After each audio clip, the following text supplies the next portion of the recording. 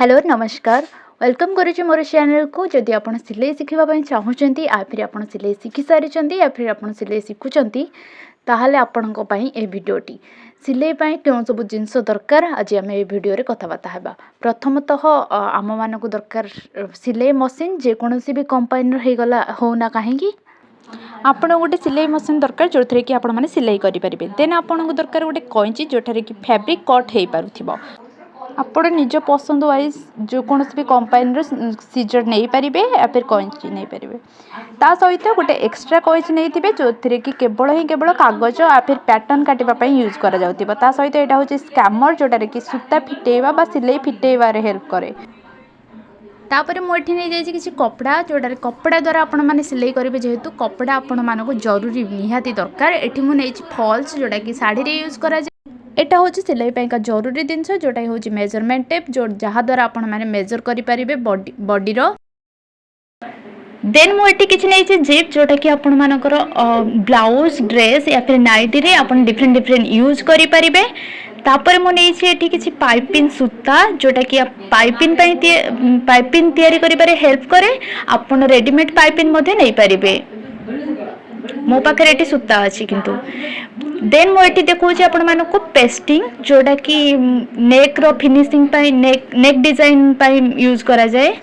मुझे देखी आपण मानक मो पाखे थिबा स्केल जोटा जो गुड़ाक कि मु ट्राउजर नाइटी ड्रेस ए सब रे यूज करे। आपण माने जदि बिगनर एगुड़ाक आनिबा किसी जरूरी नुहे। आपण मानक पाखरे बास गोटे स्ट्रेट स्केल थिबा आवश्यक जहाँ द्वारा कि आपण माने स्ट्रेट लाइन ड्रॉ करि परिबे। देन मुझे नहीं किसी मोती जोटा कि डिजाइन पे यूज हुए। एटी आपण मानक देखुची रेडीमेड ब्लाउज डोरी भी मो पाखे अच्छी तो मुझे देखईदेली। एटी मुझे नहीं किसी लेस जोटा कि डिफरेंट डिफरेंट कलर लेस नहीं आपण मैंने गुड़ाक ब्लाउज रे दे पारिबे। ता सहित आउ गोटे लेस थिला मो पाखे एटा भी आपण हमको देखई दोची।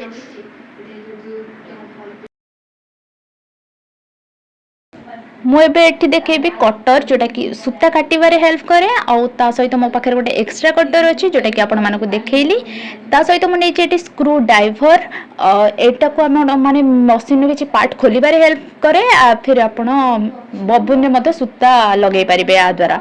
ता सहित मुझे देखुची एगुड़ा हूँ बबून जोटा कि मो पाखे 3टा अच्छी एबे। ता सहित एगुड़ा हूँ बबून केस।